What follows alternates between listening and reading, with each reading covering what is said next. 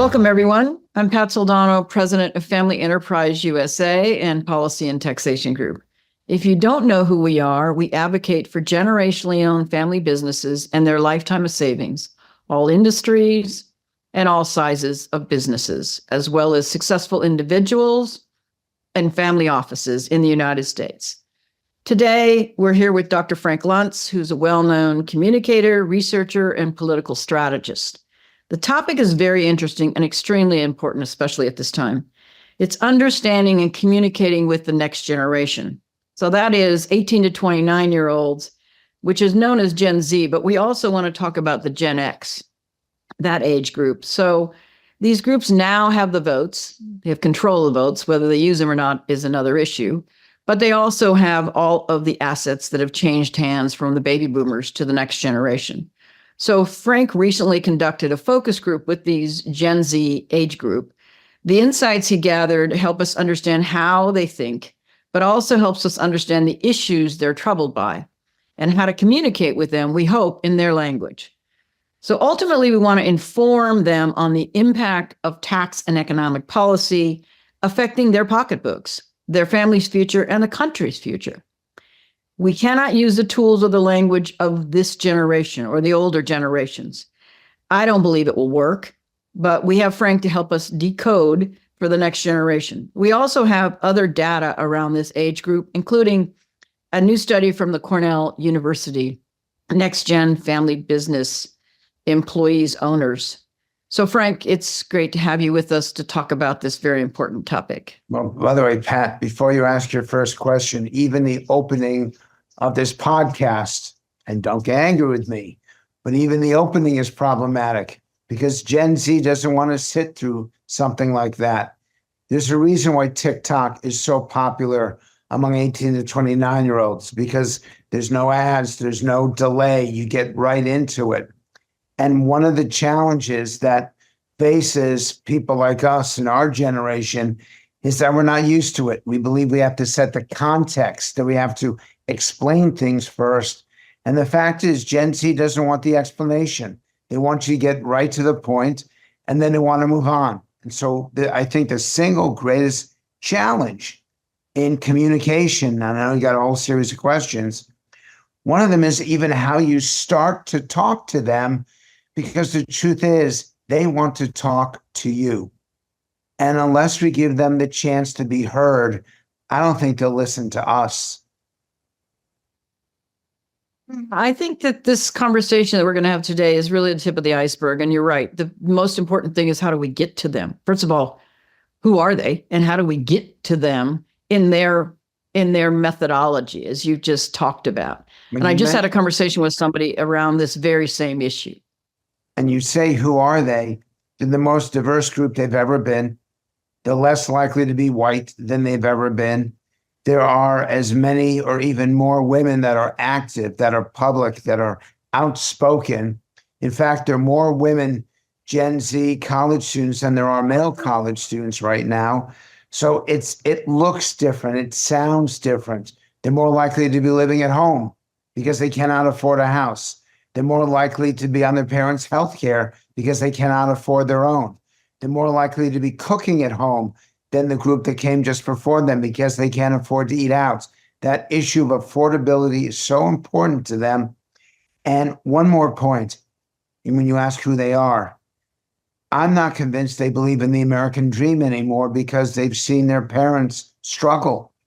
They've seen their parents go through ups and downs that previous generations never saw. We've had tough times in America before, but it's always been on the steady progression upward. It's not been the case for the last 10 or 15 years. And in fact, to give you some statistics behind this, a greater percentage of Americans now believe their kids are going to have a worse life than them than at any time that we've been measuring this over the last 70 years. By 2 to 1, parents think their kids are going to be worse off. And by 3 to 2, so it's a more narrow gap, young people think they're going to be worse off. So we have this sense of pessimism that is sinking in, which you can see on college campuses, results in an anger and a frustration and a behavior that we haven't seen since the 1960s. Let's take up on that message that you just communicated to us. In some of the work that you've done recently, you have surveyed, polled this generation around their voter attitudes. So tell us some of the things that you found around this next gen and how they feel as voters, and how divisive this country is, how they think it is so divisive, and why. Well, they're the most likely people, and this is kind of depressing, but that 18 or go even to 16 to 29, they're the most likely people to have written somebody off because they disagree with them politically. They assert that they're the most tolerant generation ever, and you're the least tolerant when it comes to politics. And I think that has something to do with the academic environment that they've grown up in. I blame universities for a lot of this, because it even encourages them to write people off, to write ideas off, not even to listen to what the other party has to say. Second is that they're still the lowest participatory generation there is. That even though they've got the most to gain, the longest time to have an impact, they still vote much less than their parents or their grandparents. Third, they're clearly on the left, and yet they're so angry with the current Democratic administration. And it's actually possible that Donald Trump will draw close, because the left of that generation doesn't want to affirm the Democrats because the Democrats aren't left-wing enough for them. Fourth, and this is something that blows me away, let's get into the racial makeup of this group. Among young African-American men under age 40, Black men under age 40, 30% of them now support Donald Trump. The last time 30% of Black men supported a Republican is never. And fifth, among young Latino voters who've come over, once again, a very solid Democratic group, not this year. Now, make no mistake, young women abhor former President Trump, but young men don't. And in fact, we've got a gender split among that 18 to 29-year-old group that's almost out of control. So, Pat, it's a fascinating group to follow. They're transitioning. They don't vote like their parents. They don't speak like their parents. They don't act like their parents. And I think that they could make up the difference in this election. And I'd like to be able to tell you how they're going to vote, but it's changing. And one more thing, as I discuss this with you, that abortion issue really doesn't matter, not in a big way, to people over age 40. But among Gen Z, and particularly Gen Z women, abortion is the number one issue. And that is an area that's moving young women over into the Democratic camp more than anything else there is. So they're divided, just like America. That division is toxic, just like America. That division shows no signs of abating, just like America. And yet their vote and their attitudes are not like America. So I'm blessed to have been given the chance to study them, and I plan not to give up even after the election is over. You talked about social media. That is really a big part of how they communicate. And yet many of them have been hurt. Family members as well as friends have been hurt by social media, a vast percent greater than the older generations. And you've done some work around that. Can you share those results with us?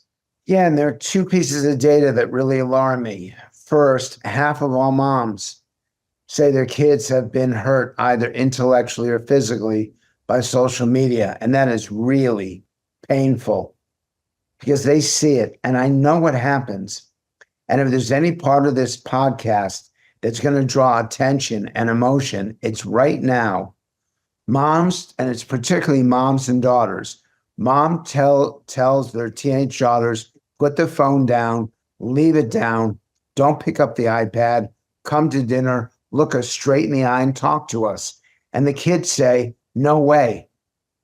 I'm communicating with my friends. I'm relating to somebody. I've got something to say, something to share. And the moms don't want to have this fight. And so the daughters They don't put the phones down. They don't put the technology away, and it's doing real damage to those relationships. These young women don't know how to have a conversation like you and I are having. They can't look people straight in the eye. They look down or they look away. They play with their hair. They say and ah or like all the time. And moms can't get this out of them because they won't put away that technology. And then you ask 18 to 29-year-olds, and 2/3 of them know someone who's been damaged by social media. Pat, this isn't a problem. This is a crisis. And the fact is, if we had as many people being affected by drugs or by alcohol as we do by social media, we would demand an immediate fix when we would not stop. And yet, for some reason, because it comes through our screens, because it comes into our homes, we're more tolerant of it. And I don't understand why, because the damage is just as great. And for every mom that sees this video, I'd say to you, and I'm trying to work on the language right now, tough love today will bring an easier life tomorrow. But an easier life today will bring a tough situation tomorrow. Stand up, take the technology, shut it off. You have to, or the damage will be so great that it will be too late. Totally agree with you. This is absolutely the time for some tough love, especially around social media. So, Frank, as you know, at Family Enterprise USA and Policy and Taxation Group, we work with family businesses and successful individuals in this country on tax and economic policy. With Cornell University, Smith Family Business Initiative, and the Roberts Group, we conducted a survey of next-gen business owners, not significant owners in many cases, but next-gen owners of businesses, 2nd through 5. And their number one issue when it comes to their family business is communication. So that's part of the reason that we're having this conversation, and that you conducted this focus group of 18 to 29-year-olds around socialism versus capitalism, because they clearly have different views of what capitalism really means. So can you share some of the results of that focus group with us? Well, let me give you 2 examples of language.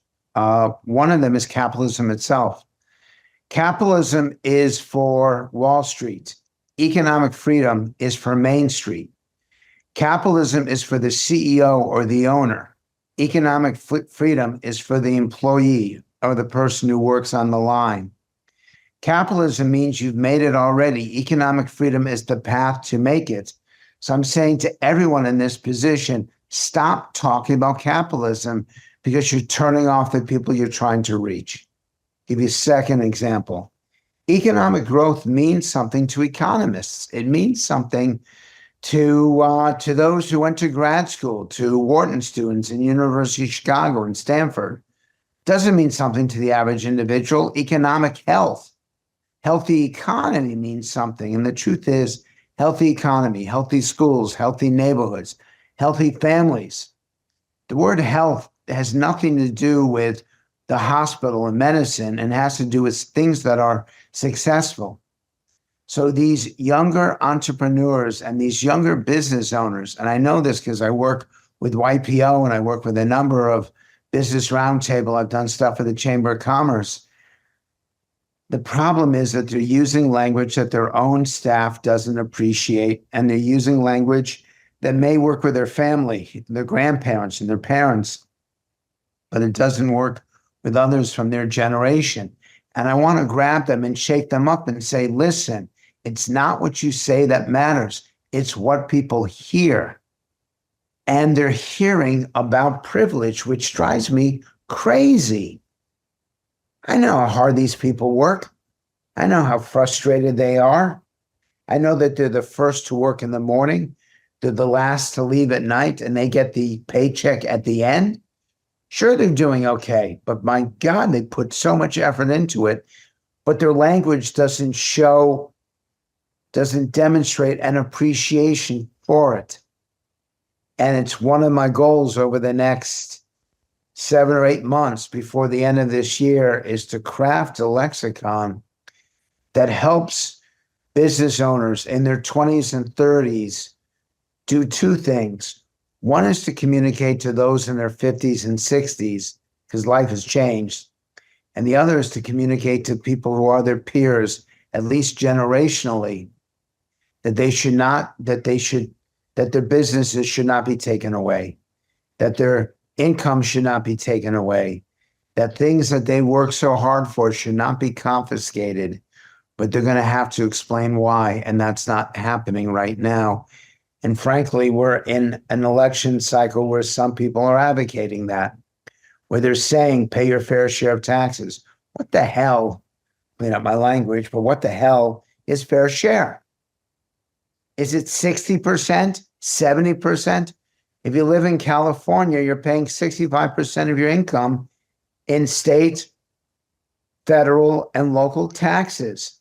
Is it fair that 2/3 of your money is taken from you? Even in low tax states like Nevada and New Hampshire and Texas, you're still losing almost 40% of your income in taxes. That's not fair share. I think these terms have to be defined. And I think that next-gen business owners have the responsibility, because no one's going to do it for them. They have the responsibility to crack this code and to figure out how to explain that you're about to kill the goose that laid the golden egg. I don't know if you've got this as a question, but it's something that I deeply believe in. It used to be that meritocracy was at the core of what made America great. You work hard, play by the rules, get a little bit of luck and a lot of effort, and you can do okay. And now we seem to be equalizing everything. And I'll give you the best example, because I tried this in the focus group. Some kid at the age of 16 is parking cars, and he goes and gets 15 cars in an hour.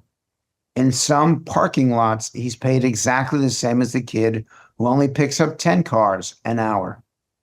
The kid who picks up 15 is running to the car, running back, saying hello, smiling, busting his or her ass, and delivers more cars.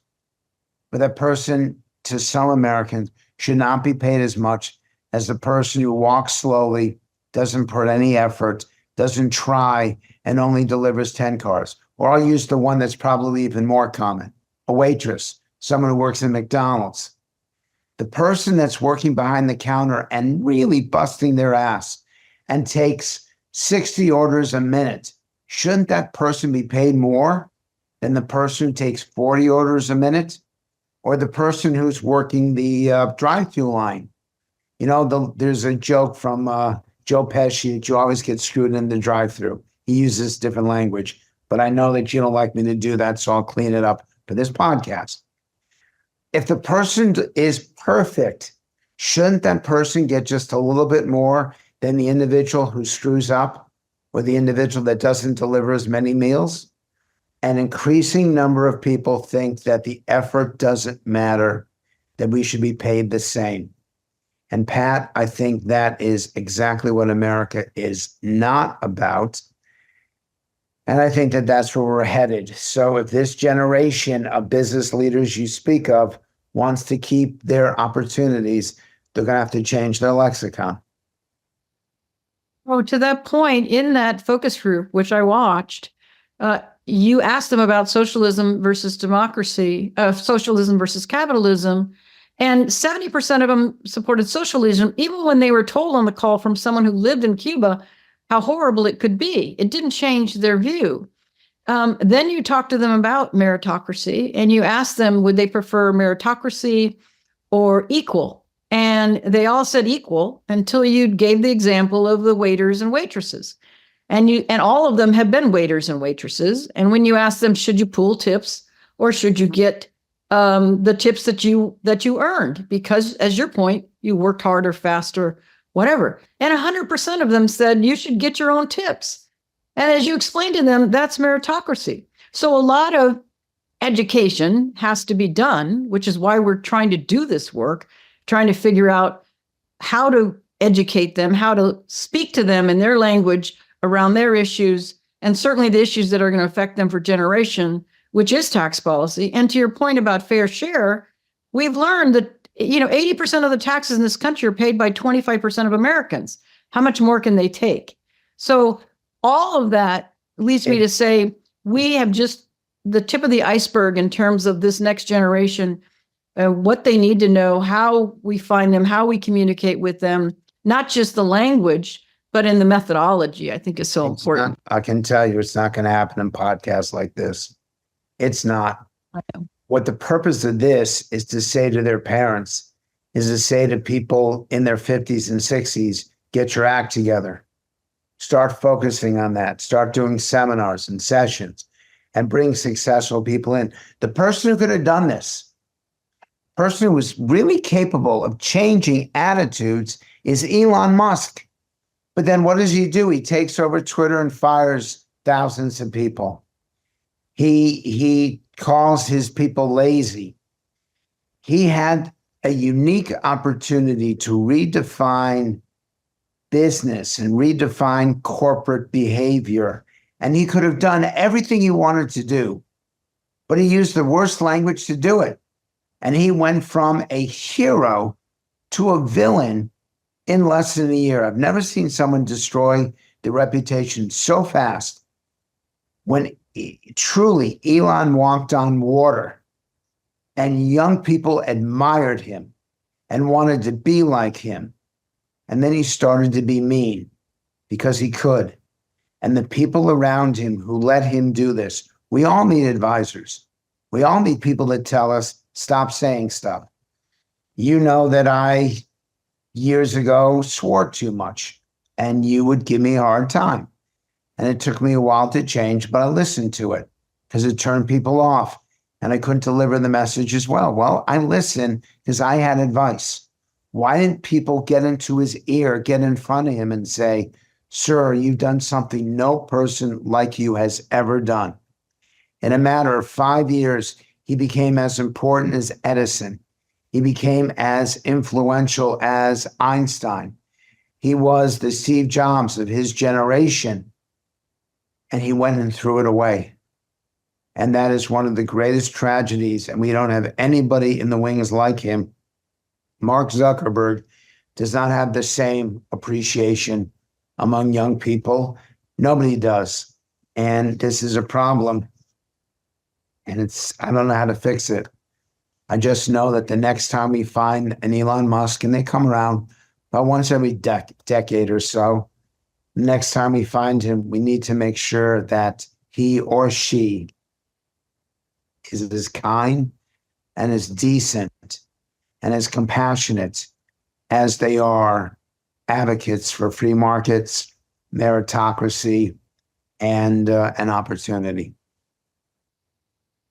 Well, I appreciate that, Frank, and I appreciate you being on this podcast today. You're right, it probably was a little too long. I'm sure we're not going to get a lot of the next gen watching it, but I want everyone to know that they can see the focus group, at least a summary of focus group that you delivered on CNN, as well as on CNNBC, as well as American Speaks, which is on straight news. So Frank, we really appreciate you being on the call. Before you go, it's Straight Arrow News, but before you go, that segment on CNBC got over 60,000 views, which is a lot for CNBC. The segment that aired on CNN has 470,000 views, almost 500,000. So people are paying attention. If you want to see the most of the focus group, it is on America Speaks on Straight Arrow News, because I wanted people to see exactly how challenging the problem is. I want them to hear the voice of this next generation. And I'm not mad at them. I know a few of them will watch this. I just want you to know the facts. I want you to hear both sides. And it's not happening at your universities. It's not happening on the TV shows that you're watching. You need to know, and I believe this thoroughly, that socialism does promote equality. People are equally miserable under socialistic systems. That economic freedom does promote inequality, but you have room for success. You have room for opportunity. You have room to really do incredibly well. And not everyone does. But for an awful lot of people, you can benefit from economic freedom. So let's, instead of everyone being miserable, let's try to find a system where we can make more people more excited, more engaged, more energized, more successful, so they can do much more for the people around them. I agree. Absolutely. Thanks again, Frank. Thank you. We hoped you liked today's show. And if you did, please subscribe to our podcast, where each episode discusses the critical issues affecting generationally owned family businesses and family offices, successful individuals around the country. You can find this podcast wherever you download your podcasts. Until next time, thank you for listening.